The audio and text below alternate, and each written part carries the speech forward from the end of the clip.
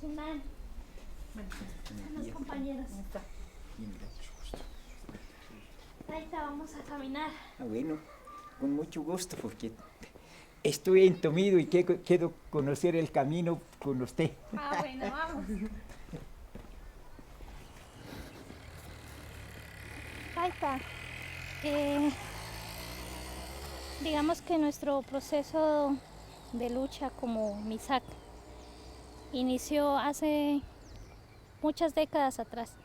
Bueno, la lucha que empezamos, pues, que empezaron nuestros antepasados, pues ya tiene muchos años, pero más específicamente lo que nos sucedió es que a mi papá lo expulsaron de estas fincas del Gran Chimán, que la finca específicamente del patrón Emilio Campo, que llama Las Mercedes, y de allí lo expulsaron en el año noviembre del 37.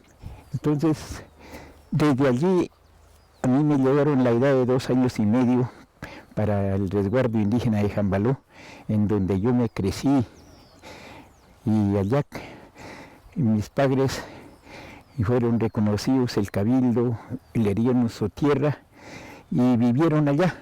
Y cuando yo me crecí, ya tuve mi edad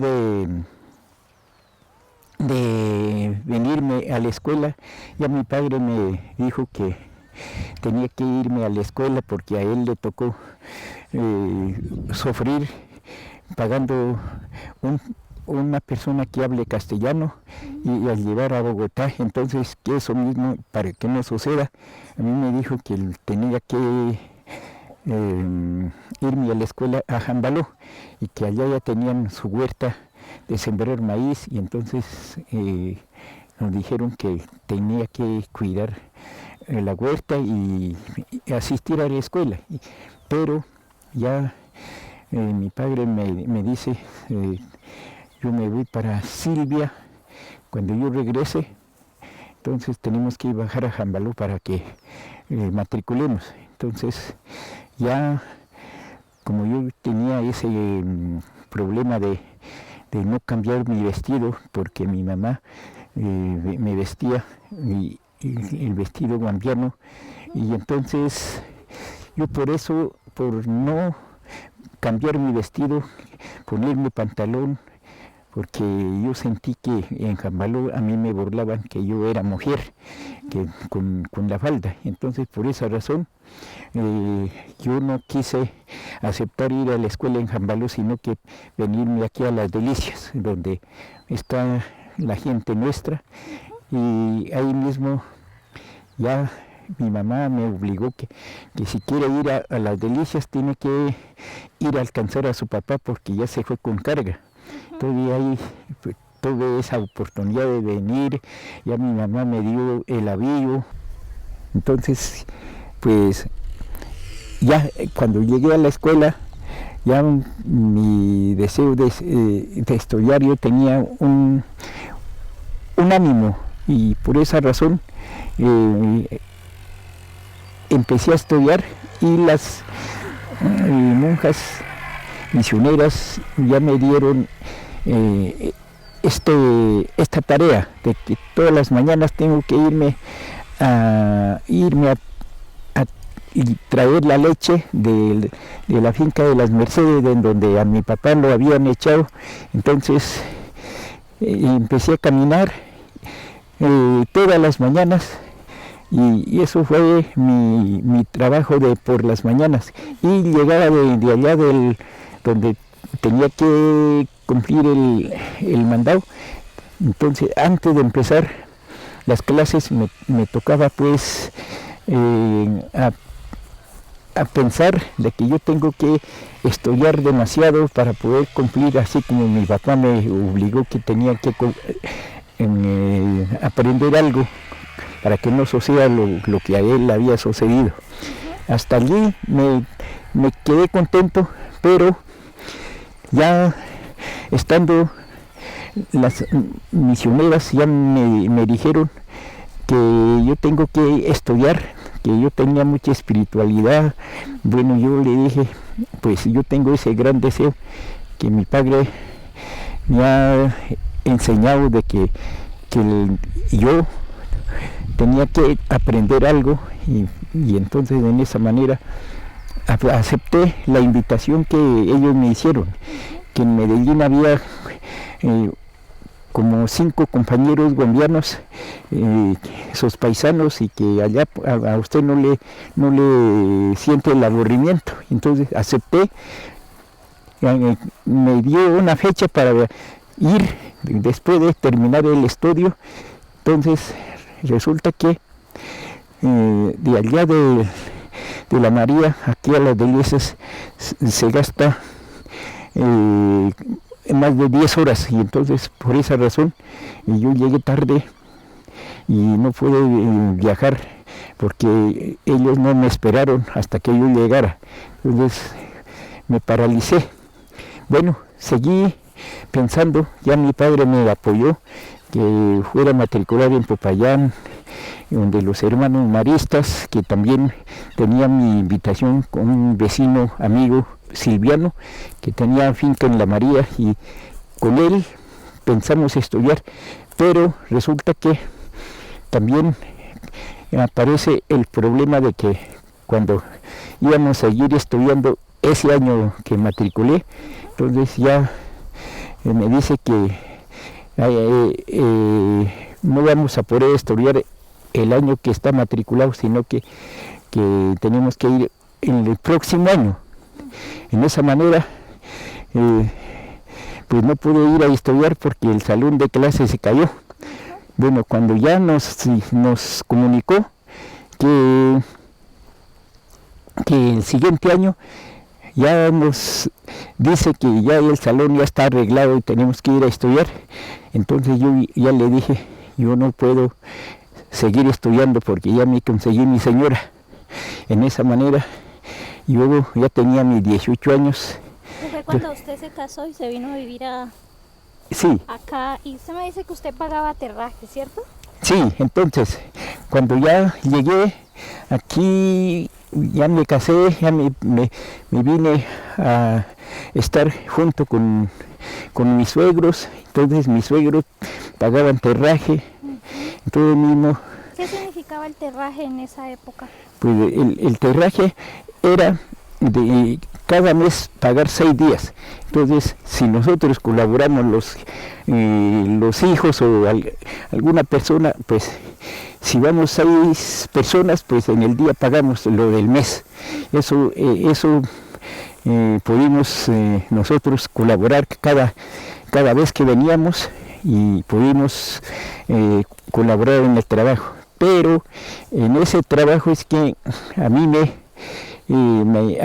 dio el dolor de que a mi padre, sabiendo que había pagado también terraje y expulsó sin ninguna paciencia, solamente por estar ya atrás oyendo las reuniones de Manuel Quintín Lame y José Gonzalo Sánchez, y por esa razón fue expulsado a mi papá. Pero yo pensé que de cualquier forma tenemos que llegar, que la tierra es de nosotros, y ese fue más que todo el nombre de donde yo viví y donde me prestó la posada, donde mi tía llama Las Delicias, y esa palabra delicias fue también, a mí me dio ese gran valor de decir que yo tengo que regresarme aquí a Guambía, y fácilmente pude regresar. ¿Cómo conoció usted lo del proceso que llevaba su papá con respecto a salvaguardar la escritura de este territorio? Bueno, es que mi papá, como fue el trabajo de él, así como le decía que mi papá para ir a Bogotá le tocaba pagar una persona que hable castellano, y entonces ese cuento hacía a nuestra gente que vivían trabajando en La María, mucha gente de Guambía, los vecinos y los familiares, Entonces, por esa razón, la gente hacía que haga la historia de lo que sucedió aquí en Chimán. Y él y mi papá hablaba constantemente. Entonces yo escuchaba con mucha atención hasta que me entró en mi cabeza pensando de que la tierra que uno vive está en medio de la gente extraña, así pensaba, y que tengo que regresarme a mi sitio. ¿Cómo fue ese proceso de recoger un personal que estaba pagando terraje y que usted dice que usted hizo como un listado? ¿Cómo fue ese proceso de recoger a estos personajes que pagaban terraje en este espacio? Bueno, el proceso del pago de terraje es que para poder uno vivir en su tierra, pues el patrón le da un lote de terreno para que construyera su casita y viviera allí trabajando, pero el que no cumple, pues ellos dicen que usted no puede estar aquí porque no le paga el terraje. Entonces, por esa razón, mi padre, él vivió trabajando, pero en última lo fue expulsado. Y cuando usted dijo que había tratado de seleccionar un personal y ahí era donde habían armado este grupo de personas que pagaban terraje.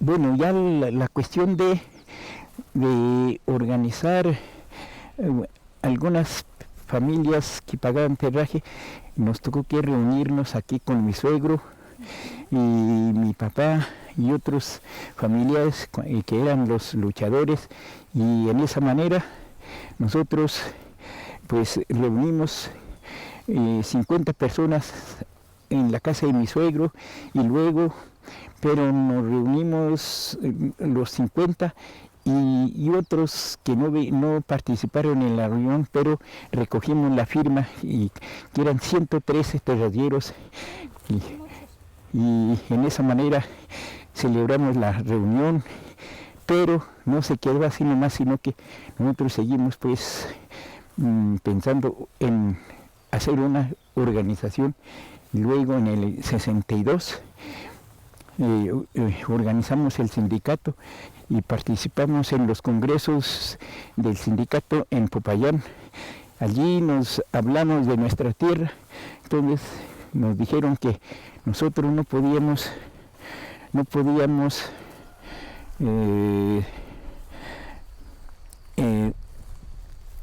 sentemos un rato, no podíamos luchar con el sindicato, porque el sindicato era una organización que simplemente era los que tenían patrones y que era mejorar los salarios nada más. Entonces, y por esa razón nos tocó que organizarnos nuestra cooperativa con la misma orientación que nos dieron los compañeros de la Unión de Trabajadores del Cauca.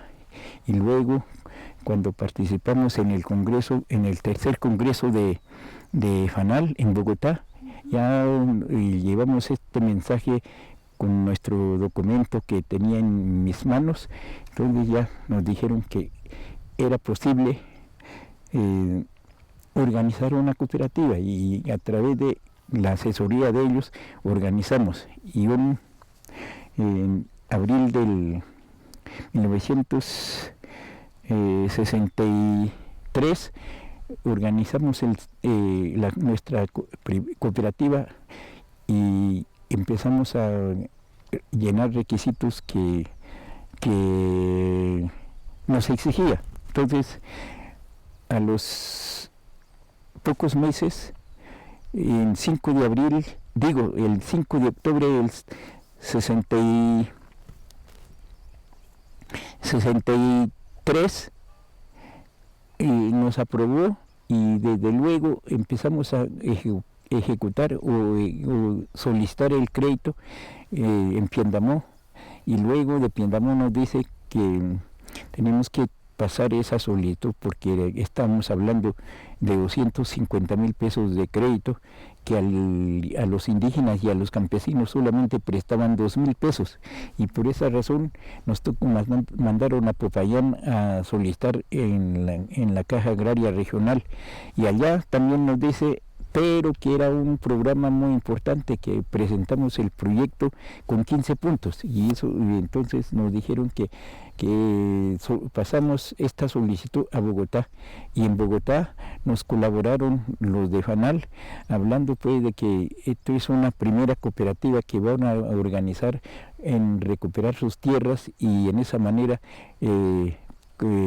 como gerente general de la Caja Agraria y el presidente FANAL pues eran amigos de ellos, entonces dijeron que es posible que se va a hacer aprobar, y así nos sucedió en enero de 1964, y ya tomamos noticia de que sí aprobaron, pero que tenemos que llegar a Bogotá con una comisión, y así lo hicimos.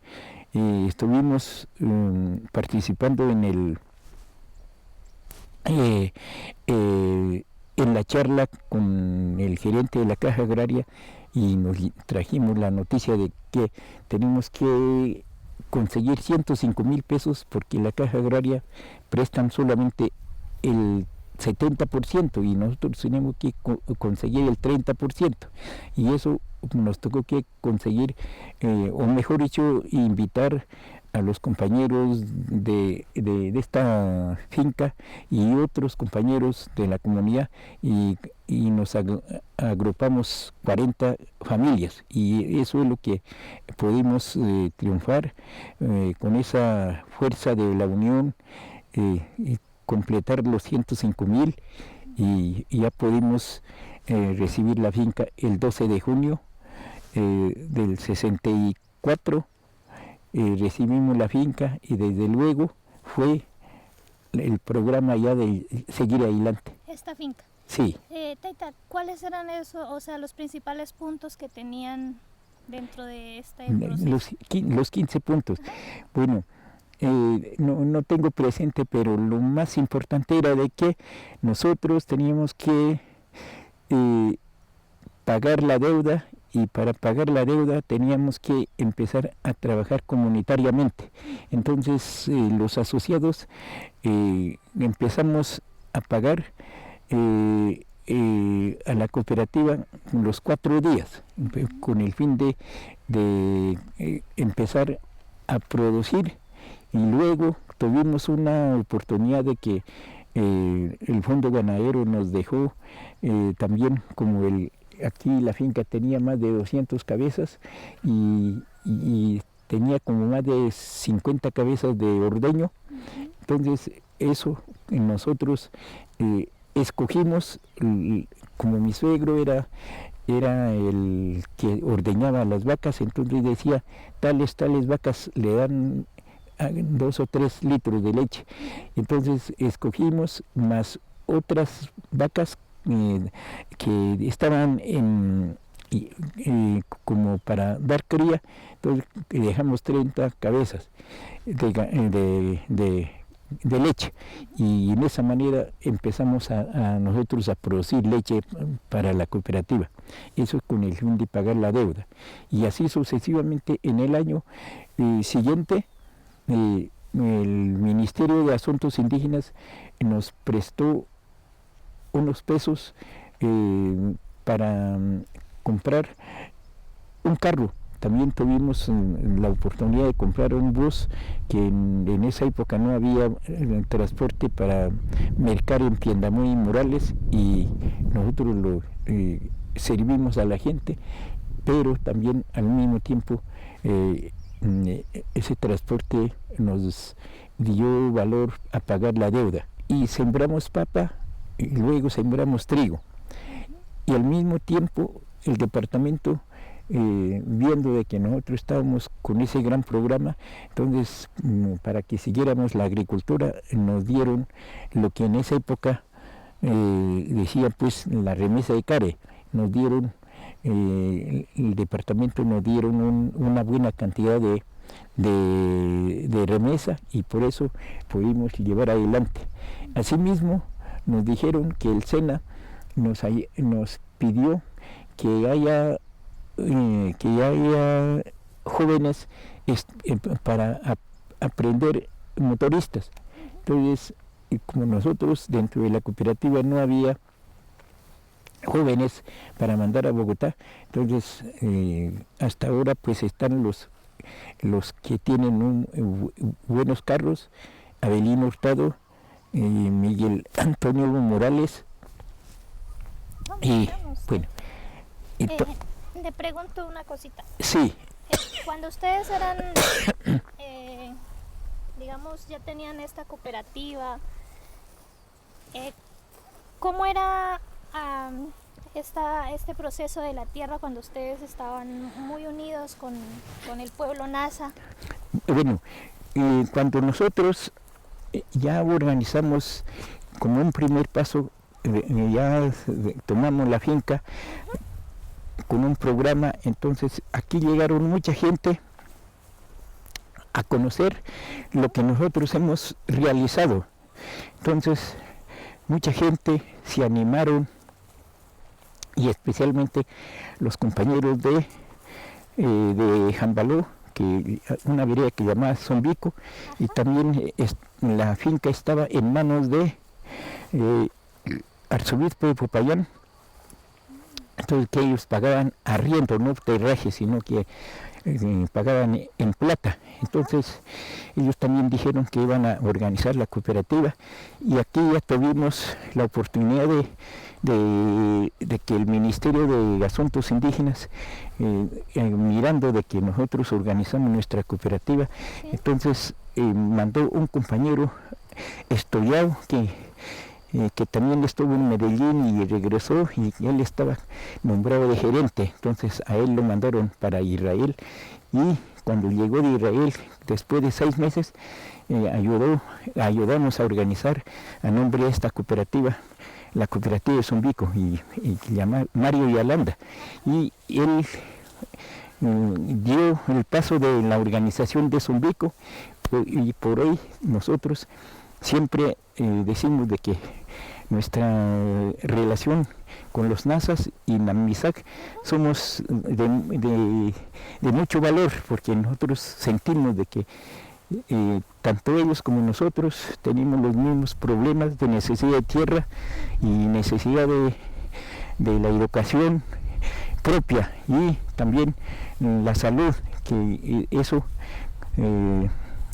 siempre hemos venido a través de esta gran organización, hemos podido relacionar no solo nosotros los indígenas, sino que los compañeros campesinos también a nivel nacional, los compañeros de Manizales, los compañeros del Sucre, y los compañeros de Bolívar y Montería.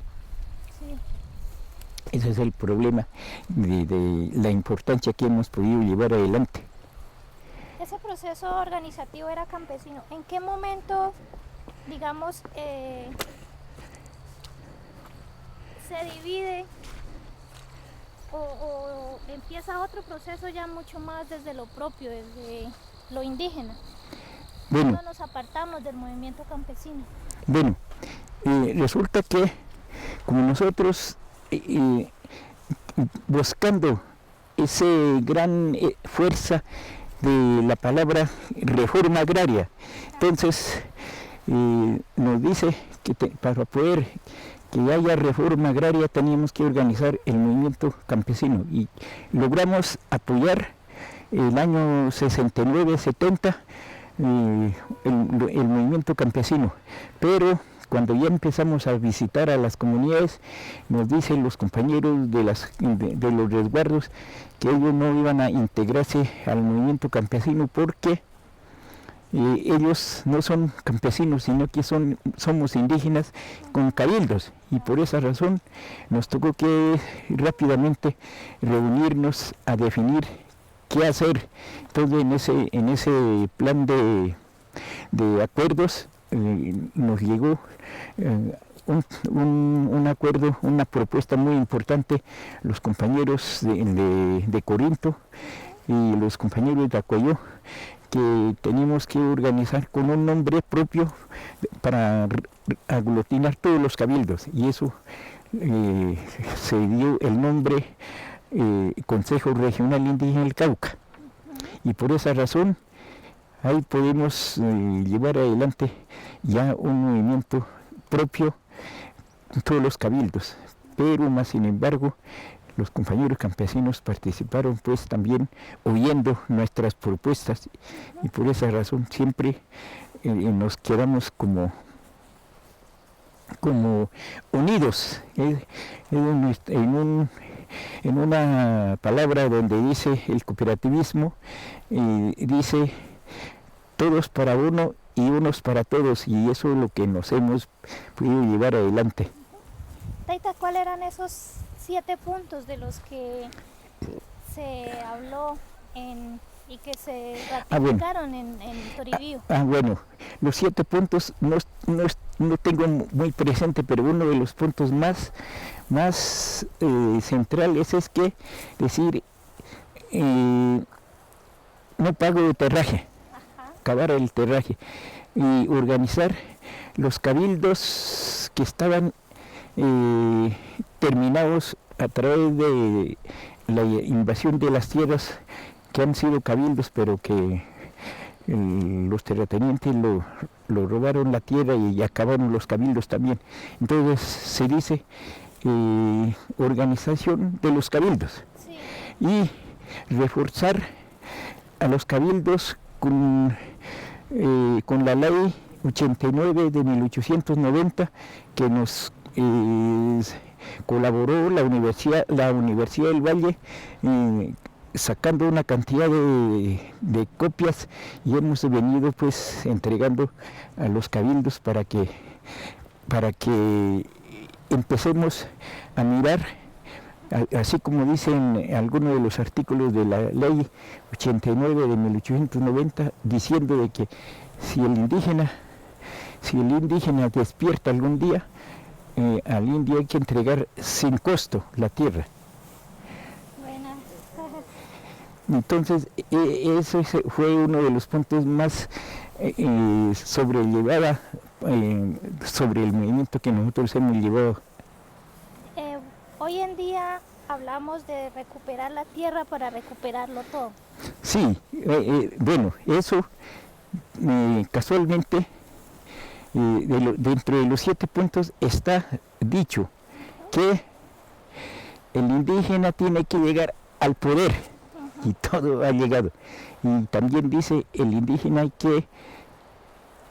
que buscar la manera de preparar profesores indígenas para enseñar a nuestra lengua propia, y tanto como los nazas como nosotros y como otros compañeros que no han perdido su lengua, pues están buscando la manera de cómo enseñar a la niñez la propia lengua y el vestido. Aquí en Guambía pues realmente están llevando ese gran esperanza en las escuelas, enseñar a tejer soriana a las muchachas en las escuelas, sí, y hacerse el sombrero que tambalguarí, y ese tan usado a nuestros antepasados. Nuestros antepasados usaban hombres y mujeres, ahora pues solamente que pues también están, pero es posible que podamos enseñar a la nueva generación nuestro propio vestido. Y lo otro, nuestra lengua, si nosotros no perdemos, es que también nosotros tenemos que exigir nuestros derechos con toda la razón, como propios nativos, como somos Namisak, así como también los nativos, los nazas también, ellos casualmente ellos también han hecho esfuerzo de obligar que aprendamos nuestra propia lengua, porque por la penetración de afuera ya la juventud no quieren hablar nuestra propia lengua. Sí, y lo otro más importante es de que nuestra lengua siempre nos metemos mucho castellano, entonces ahorita pues es importante en los colegios de nuestra comunidad están buscando la manera de escribir, pero ese escrito pues ya los mismos que escriben ya a ellos le sirve, pero nosotros ya los mayores ni siquiera podemos leer. Sí, pero es importantísimo. Usted fue alcalde en la zona. Ah, sí. Bueno, como esta finca lo hemos adquirido a través de propiedad, yo sentí de que no estoy muy metido dentro del cabildo, pensé así, pero la gente, los que nos han rodeado, nos dice que es importante conocer la forma de administrar, es muy importante aprender lo que es dentro de la comunidad existe. Entonces me hicieron animar, entonces yo tuve que aceptar como alcalde de la zona Juan Villanueva, como vivo aquí dentro de esta zona, entonces le serví el año de alcalde y aprendí muchas cosas que como yo fui criado en otro lugar, entonces me tocó aprender muchas cosas. Y entonces en este momento pues estoy agradecido de que la gente me ocupa.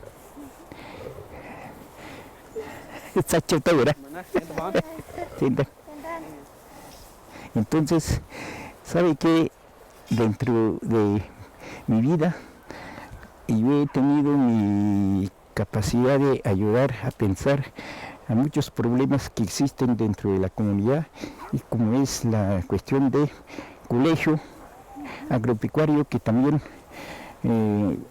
quisimos apoyar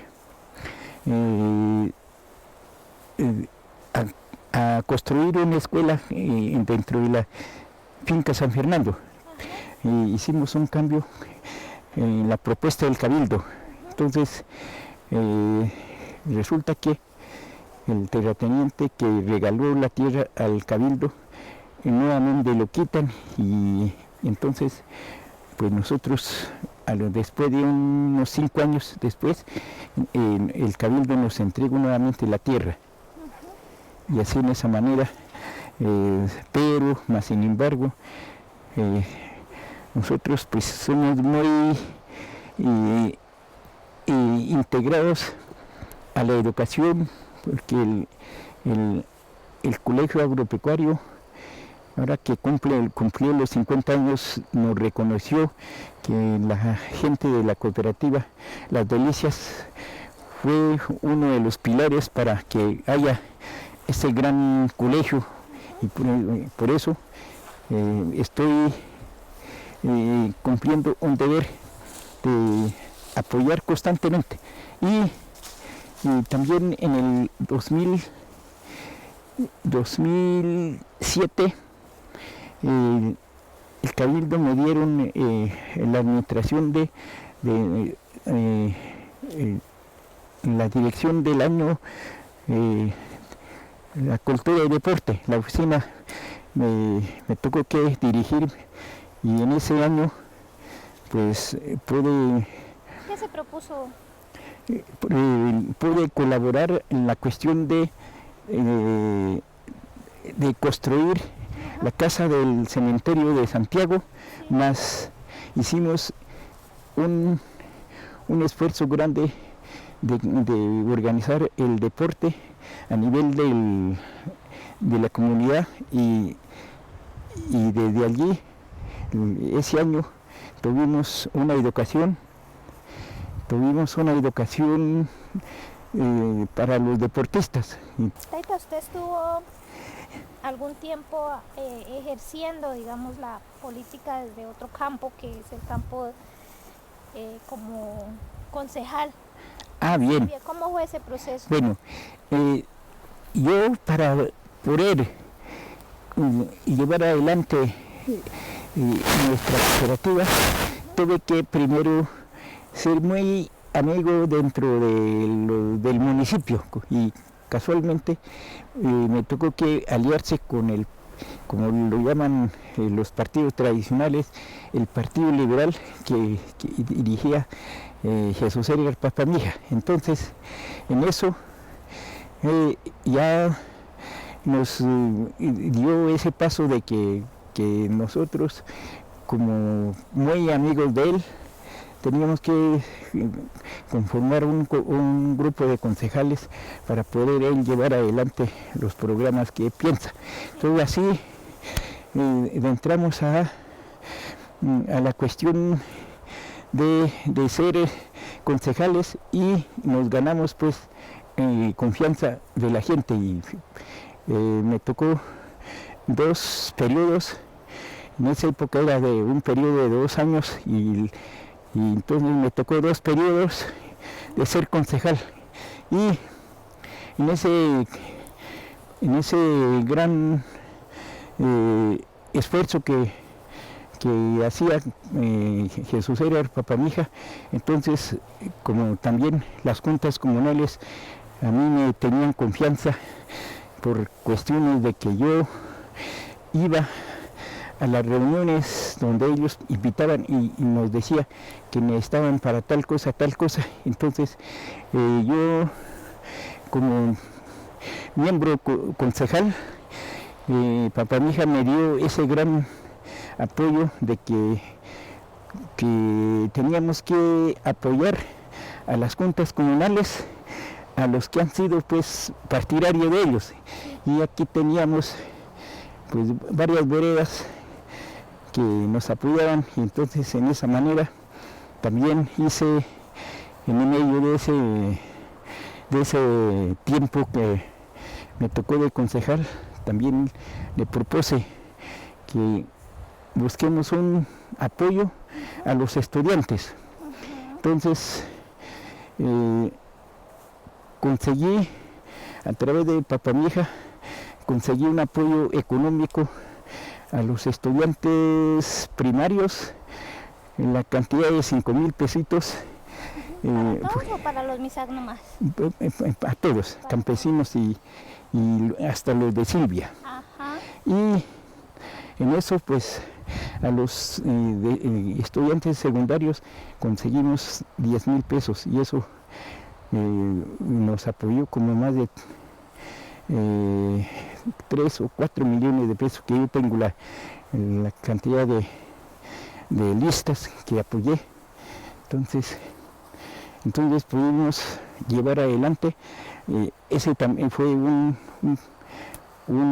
pensamiento de los padres de familia, y que después fui agradecido porque no solo serví para manejar las juntas, sino que para los alumnos también. Usted como iniciador de una lucha del proceso de recuperación de tierras, como legado de su padre, ¿no? Sí. Como alcalde zonal dentro del cabildo, organizador, Sí. También fundador del consejo regional, también como concejal. Digamos, eso lo ha acreditado para ser dueño de todo un cúmulo de documentos. ¿Cómo es su proceso desde ahí, desde su ser como historiador, y como que en este momento le brinda a toda la comunidad todo ese legado documental que usted tiene? Bueno, casualmente lo que hoy es Guambía, con su organización, pues nosotros le entregamos, como dice, en la mano, diciendo de que las tierras, decíamos, las tierras de este gran Chimán es de los guambianos, pero como nosotros somos poquitos y lo hemos dicho, que por qué no hagamos una lucha en conjunto, pero nadie nos hacía caso, diciendo que nosotros estábamos manejando la forma del trato que es el Partido Comunista. Eso es lo que nos decía, que nosotros estábamos intentando acabar los cabildos, y nosotros no era eso. Entonces, casualmente, cuando el gobernador Javier Morales, de la vereda de esta zona, Juan Villanueva, él era de confianza, y entonces cuando entró de gobernador en el 79, entonces entregamos el título que estoy demostrando, le copiamos en máquina y le pasamos, y con eso se despertó a la comunidad de Guambía en el 79, y en el año 1980 ya entró el gobernador Taita II Tonobalá del Cacique como encabezando ya la recuperación, y realmente nosotros fuimos los que dimos todo ese gran paso, y íbamos hasta la casa cuando ya nombraban de gobernador. En esa época que pues no era con elección o con votos, sino que cada miembro del cabildo, por decir, el gobernador saliente tiene que ir a buscar a un gobernador que va a entrar, y lo escogía la persona, y así sucesivamente. Pues el alcalde también de la zona tiene que escoger uno mismo, y el alguacil también. Pero a nosotros no nos llegó ese punto de escoger, sino que ya a través de votos. Y Taita II Tonobalá fue uno de los que nos oyeron toda la propuesta que hemos venido haciendo para la comunidad, y casualmente las comunidades que hoy existen con la María Piendamó es apoyo nuestro, que los compañeros allá hay mayores que tienen en cuenta que nosotros fuimos los que apoyamos. Los compañeros de San Antonio, los compañeros de aquí de Cajibío también, hemos llevado ese mensaje de apoyo, que haya cabildos. Y hay un cabildo muy conocido en el departamento del Huila, que es La Gaitana, que nuestros compañeros que nos ayudaron a luchar la parte del Gran Chimán, que ellos apoyaron y luego aprendieron eso y fueron a conseguir tierra en el Huila y organizaban su cabildo. Entonces, por eso nosotros sentimos de que a Guambía lo hemos despertado nosotros como cooperativa y como sindicato. Hacia la vuelta se ve todo, entonces vamos hasta allá.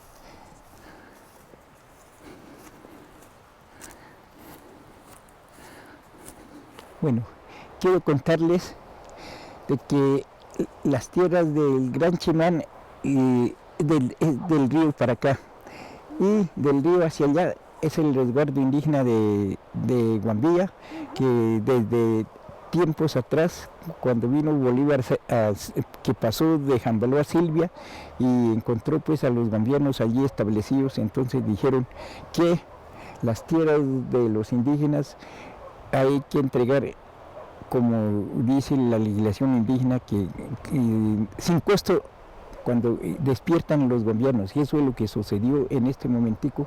Por eso nosotros sabemos de que Guambía tenía necesidad de tierra, tuvimos que